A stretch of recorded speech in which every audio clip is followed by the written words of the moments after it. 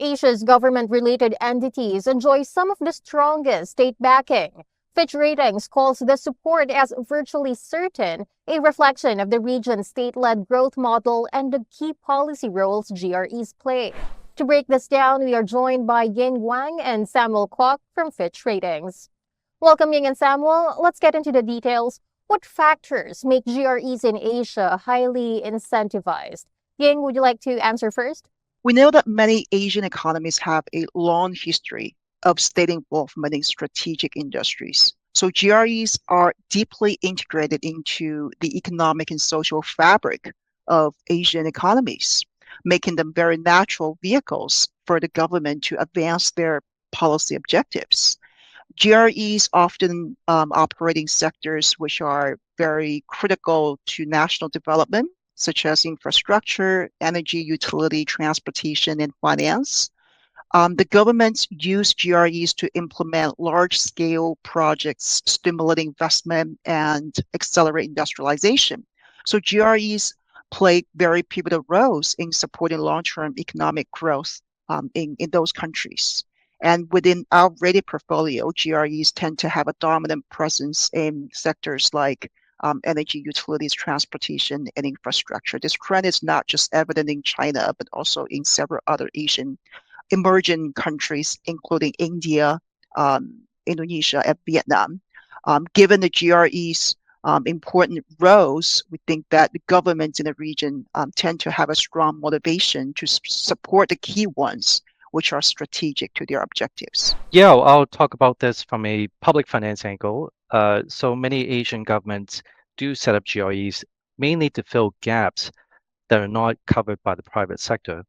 An example would be China, where GREs play a major role in economic development, such as supporting GDP growth and employment, as well as infrastructure building.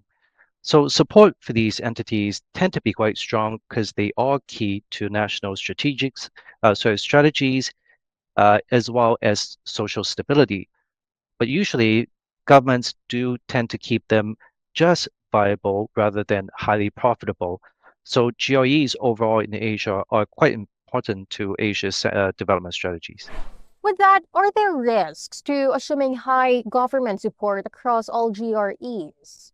Yes, we believe there are inherent risks in assuming uniformly high government support for all GREs because not all GREs have equal importance to the government's objectives. GREs with less critical roles in less strategic sectors may receive lower levels of support, and there could be changes in government priorities, leadership, or policy directions, which can affect support levels as well. Yeah, I agree with Ying. There are definitely risks because, as Ying mentioned, not all GREs have the same level of strategic importance. So government support can change as policy priorities shift. An example would be once a major infrastructure projects are built, there's often a question whether the support will be there. Now, GREs that are less tied to government policy usually face greater risks from a support perspective.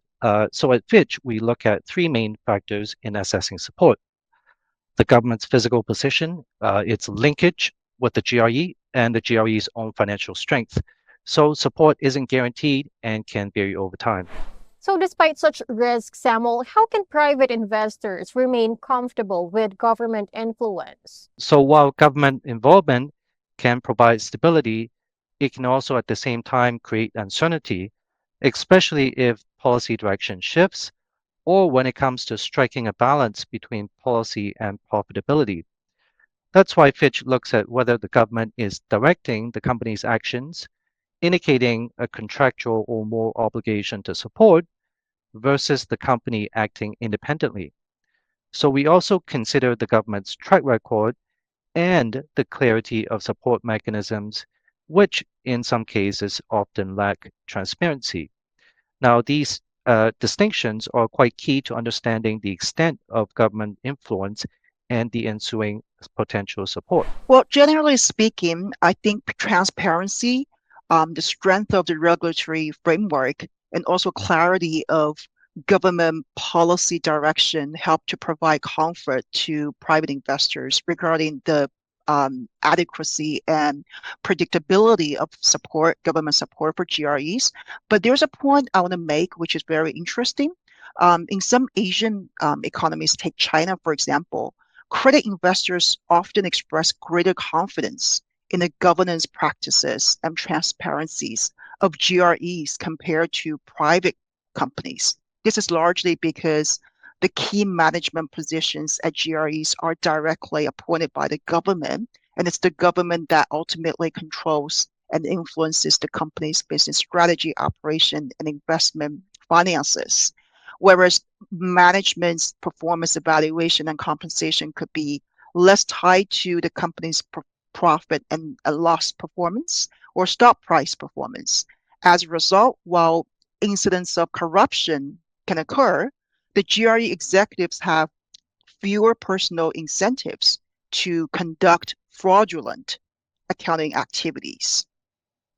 And also, the removal or investigation of such individuals may not materially affect creditors, especially the state-owned banks' risk appetite towards these GREs. In contrast, in China, private companies often have controlling shareholders who also serve as their chairman of the board, and they wield very significant influence over the company's strategy and performance.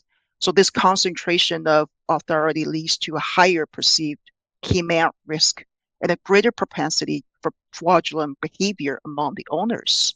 And as a result, the credit investors, especially the banks, are more likely to withdraw credit lines when adverse events happen with them.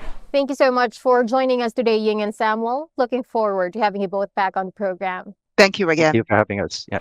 Once again, those were Fitch Ratings, Ying Wang, Managing Director for Asia Pacific Corporates, and Samuel Kwok, Head of Asia Pacific International Public Finance. For more news, visit govmedia.com.